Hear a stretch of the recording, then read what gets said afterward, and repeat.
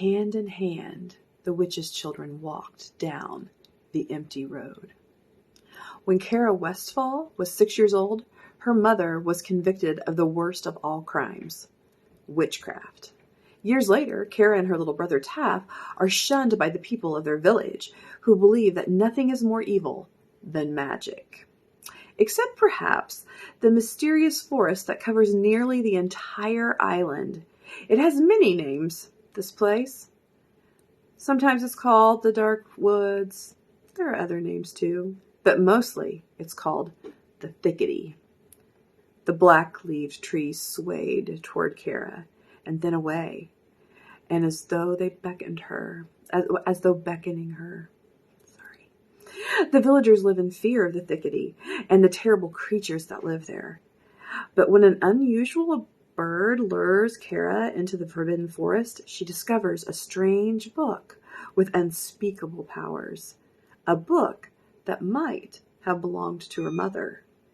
And that is just the beginning of the story. Oh, I love this one. This book gave me a nightmare. I just want you to know. So if you are at all a scaredy cat, I don't recommend it. But if you're like me and you like to be scared, this is The Thickety by J.A. White. This is another 5 out of 5 book for me. I did not want to put it down, and I was hooked. Oh my gosh.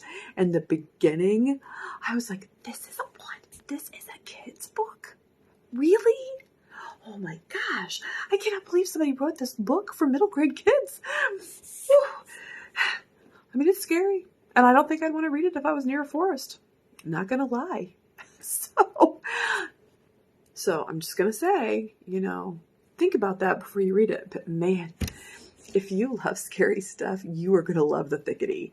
It is probably one of my all-time favorite scary books in my middle grade section. And it's a series. Did you know that? So if you really get on board with a scary book, you can keep reading about it. Oh my gosh.